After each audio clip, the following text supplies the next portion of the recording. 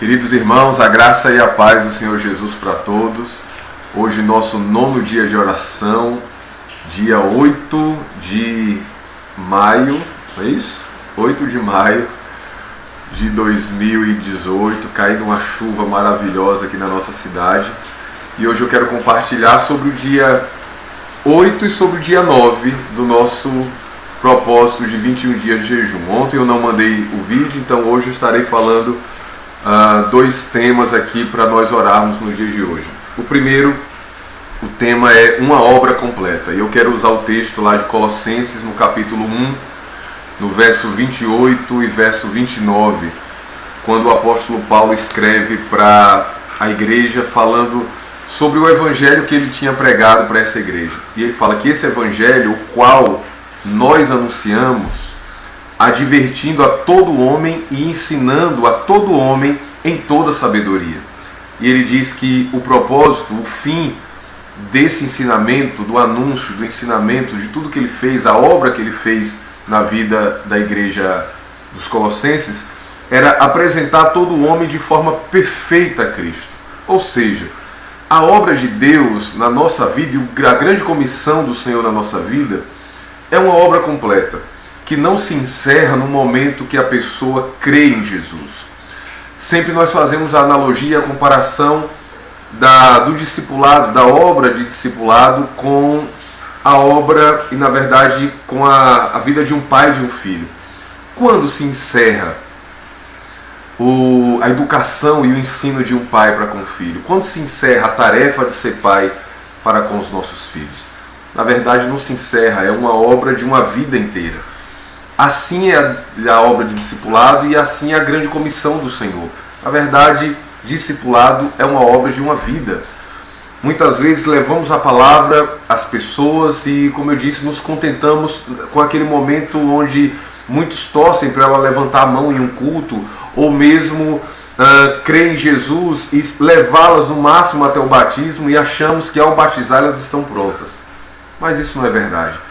Nosso chamado, que está lá em Mateus 28, a nossa grande comissão é pregar o Evangelho, pregarmos o Evangelho a toda criatura, batizando sim, mas ensinando-os a guardar todas as coisas que o Senhor nos ensinou. Assim como foi feito na nossa vida, precisamos fazer na vida de outros. Isso envolve um investimento de vida, de tempo, de toda uma vida. Então, nossa declaração doutrinária da Convenção Batista, na seção 5, ela fala muito bem sobre o trabalho de salvação e o que é a teologia da soteriologia, que é a teologia da salvação. E ela fala de uma maneira profunda, muito abrangente, que a salvação do crente envolve não somente o momento em que ele crê, mas todo o processo do desenvolvimento da sua salvação no seu aperfeiçoamento em Cristo.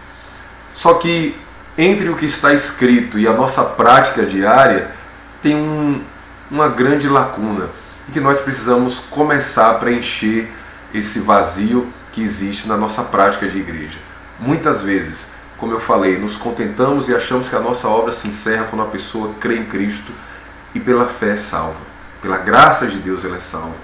Mas na verdade nosso trabalho está apenas começando. Precisamos levar essas pessoas a serem discípulos genuínos do Senhor, ensinando a palavra, discipulando, isso através de relacionamento dia a dia com essas pessoas. Cremos que seremos uma igreja de verdadeiros discípulos quando o nosso trabalho e a nossa obra for uma obra completa. Como o apóstolo Paulo, falando a Timóteo, diz que aquele que começou a boa obra em nossas vidas irá completar. E ele completa através dos relacionamentos discipuladores de uns com os outros. Então, dentro desse tema, eu quero propor dois motivos de oração. Primeiro, para que a nossa igreja possa compreender a completude do trabalho que a nós foi dado, a completude da grande comissão que o Senhor nos chama para fazer. Segundo, para que tenhamos discípulos dispostos a fazer essa obra, para que tenhamos homens e mulheres na igreja dispostos a fazer uma obra completa na vida de todos aqueles que Deus colocar no nosso caminho. Que à medida que nós vamos caminhando no seu trabalho, na sua escola, na sua faculdade, na sua família, na sua vizinhança, as pessoas às quais nós semearmos a palavra e o Senhor, pela sua graça, fizer com que essa semente dê fruto, fruto de salvação, então nós possamos ter homens e mulheres dispostos na igreja a fazer o trabalho de discipulado. Em nome de Jesus. Segunda coisa, segundo tema, e é o tema de hoje, do 9º dia do nosso propósito de jejum. Para quem nós fazemos discípulos? Esses discípulos que o Senhor nos chama a fazer são discípulos de quem? São discípulos nossos ou de fato são discípulos do Senhor? Lá em 2 Timóteo, capítulo 2, verso 2, o apóstolo Paulo diz assim para Timóteo: o que você ouviu da minha parte através de muitas testemunhas, isso transmita a outros homens fiéis e idôneos, para que esses também instruam a outros. Ou seja, Paulo está falando que há uma cadeia de discipulado. Contudo, quando nós falamos de discipulado no nosso contexto batista, é certo que muitas pessoas têm um verdadeiro, rejeitam completamente a palavra discipulado por conta de experiências que alguns já vivenciaram de discipulado em outros contextos, ou até mesmo por ouvir falar de abusos nesse relacionamento discipulador cometido no nosso meio cristão evangélico brasileiro. Mas é fato que o discipulado é bíblico, é fato que o discipulado está dentro da grande comissão nos dada pelo Senhor. Então o que é que nós temos que fazer?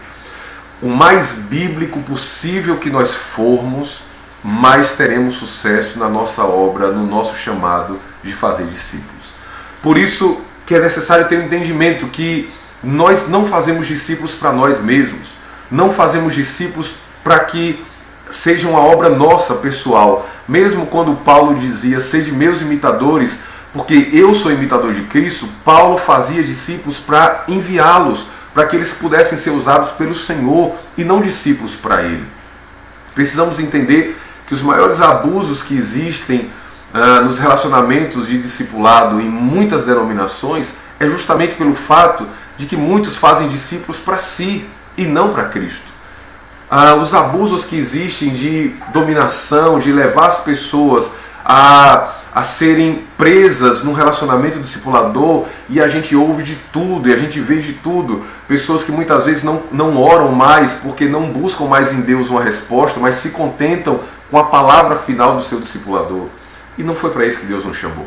Nós somos chamados sim a orientar as pessoas, a sermos bênção na vida das pessoas, a sermos um canal de Deus, de palavras de Deus na vida, mas nós podemos glorificar o Senhor, porque nós batistas temos como nossa única regra de fé e prática a palavra de Deus, as Escrituras. E é ela que é a base do relacionamento discipulador. Porque toda instrução ou todo conselho que nós venhamos dar no relacionamento discipulador tem que ter como fundamento, como alicerce, como base a palavra de Deus. E ainda assim, aquele que se dispõe a estar num relacionamento de discipulado precisa entender que esse relacionamento, os nossos discípulos, na verdade não são nossos, são do Senhor. O nosso grande papel é levá-los ao entendimento dessa palavra e a um relacionamento profundo com Cristo, para que eles possam ouvir da parte de Deus e receber da parte do Senhor para a sua caminhada cristã.